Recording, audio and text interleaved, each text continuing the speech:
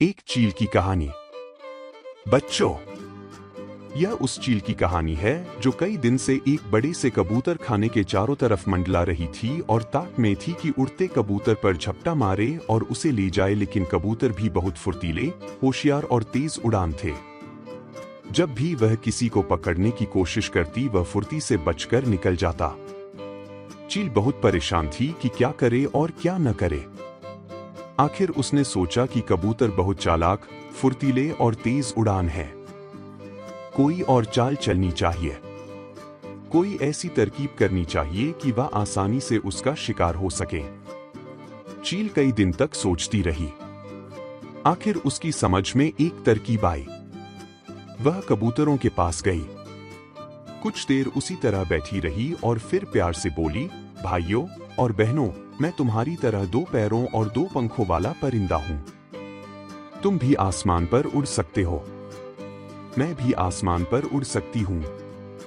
फर्क यह है कि मैं बड़ी हूं और तुम छोटे हो। मैं ताकतवर हूं और तुम मेरे मुकाबले में कमजोर हो। मैं दूसरों का शिकार करती हूं, तुम नहीं कर सकते। मैं बिल्ली को हमला करके जख्मी कर सकती हूं और उसे अपनी नोकीली चोंच और तेज पंजों से मार भी सकती हूं। तुम यह नहीं कर सकते। तुम हर वक्त दुश्मन की जद में रहते हो। मैं चाहती हूं कि पूरी तरह तुम्हारी हिफाजत करूं, ताकि तुम हंसी खुशी, आराम और इत्मीनान के साथ उसी तरह रह सको जिस तरह पहले जमाने में रहते थे। आजादी तुम्हारा पैदाइशी हक है और आजादी की हिफाजत मेरा फर्ज है। मैं तुम्हारे लिए हर वक्त परेशान रहती हूं। तुम हर वक्त बाहर के खतरे से डरे सहमे रहते हो। मुझे अफसोस इस बात पर है कि तुम सब मुझसे डरते हो। मैं जुल्म के खिलाफ हूं, इंसाफ और भाईचारे की हामी हूं।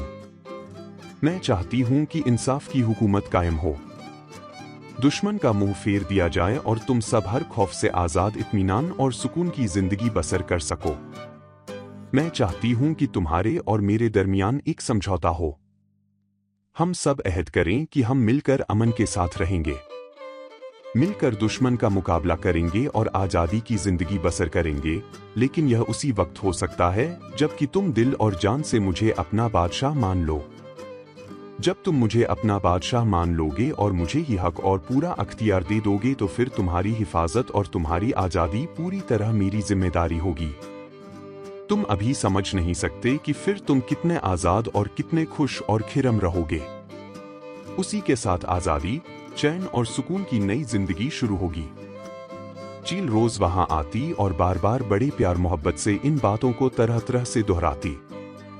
रफ्ता रफ्ता कबूतर उसकी अच्छी और मीठी मीठी बातों पर यकीन करने लगे।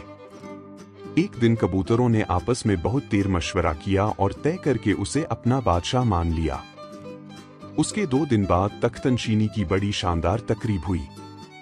चील ने बड़ी शान से हलफ उठाया और सब कबूतरों की आजादी, हिफाजत और हर एक से इंसाफ करने की कसम खाई। जवाब में कबूतरों ने पूरी तरह हुक्म मानने और बादशाह चील से पूरी तरह वफादार रहने की दिल से कसम खाई। बच्चों, फिर यह हुआ कि कुछ दिनों तक चील कबूतर खाने की तरफ उसी तरह आती रही और उनकी खूब देखभाल करती रही।